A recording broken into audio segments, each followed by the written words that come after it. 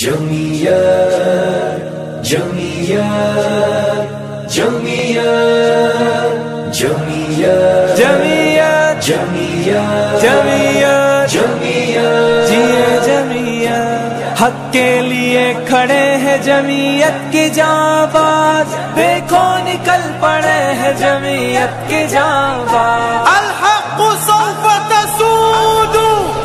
झुके नहीं बिके नहीं नहीं नहीं नहीं नहीं दबे नहीं थमे नहीं नहीं नहीं नहीं नहीं ये काफिले रुके नहीं नहीं नहीं नहीं नहीं किसी से हम डरे नहीं नहीं नहीं नहीं नहीं दिलों में फासले नहीं नहीं नहीं नहीं नहीं कमजोर हौसले नहीं नहीं नहीं नहीं कमजोर हौसले नहीं नहीं नहीं नहीं नहीं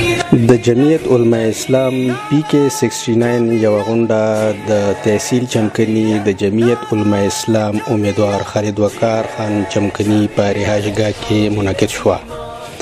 په دې غونډه کې د PK69 د بلدیاتي الیکشن کې د جمعیت علماء اسلام امیدوارانو شرکت کړی و. په دې اجلاس کې پر روان بلدیاتي الیکشن په هکله خبرې اترې وشوې. سیمه تاسو معلومه ده د KPK حکومت د بلدیاتو الیکشن اعلان کړی دی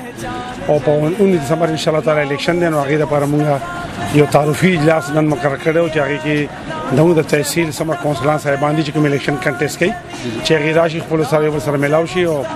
تعارف هم شي او د الیکشن متعلق معاملې دي چې هغه موږ سره دلته ډیسکس کوو. دلته تمکین تحصیل تقریبا نیمه حلقه راغلی دا او نیم مرګري پاتې دي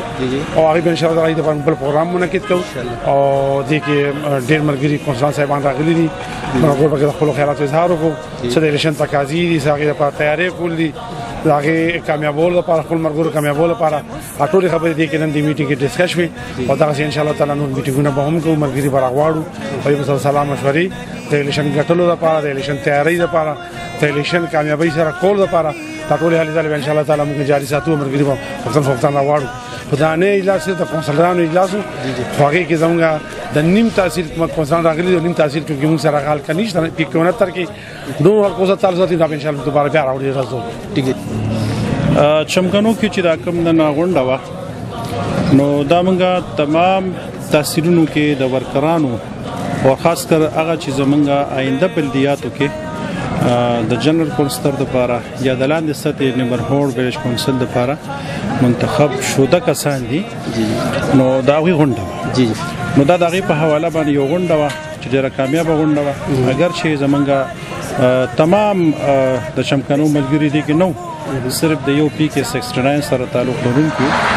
نو دا زمونږ تمام تحصیلونو کې پروګرام دی ان شاء الله دا به جاری وي. مونږ چې دا کوم پروګرام کړی دا مختصر شان پروګرام او خدا دا PK69 په سطح باندې چې مونږ کوم کاندیډیټ ولاړ دي جرنل تا کسان تا یوت تا خواتین تا کوم مرګري ولاړ دي الیکشن ته نو هغه مرګري راغوستي یو تعریفي پروګرام او دا تعارف کولو د پاره خپل کې یو بل سره ملو شو خبرې اترو شو علماء تقریرونه وکړل او د خپل مرګرو ته هدایت وکړل چې مطلب دا الیکشن په کومه طریقه باندې کیږي کمپاین مسنګ کول غواړي او جلسه جلوس پسنګ کول غواړي بیا ایجنټ پسنګ مثال خبره استعمالول غواړي نو هغه طریقه کارم دې مرګرو ته بیان کړل او دا خالد وقار جی صاحب دا اور د غستو د پاره مرته یو لار همواره کا چې پاغي باندې مطلب دا دی هم سفر وکي او دا الله پاک مونږ تر دې شی کامیابی راکړي او الله پاک مونږه کامیاب کړي او الله پاک دې کوم ځای کې چې مرګري ولار دي الله پاک دې ټول لپ کامیابی ورکړي. د نخو په ملاوېدو سره د بلدیاتي الیکشن په هلو ځلو کې ختیزي راغلی ده. د کیمراوین وجاهت سبحان سره افتخار احمد چمکني TV چمکني.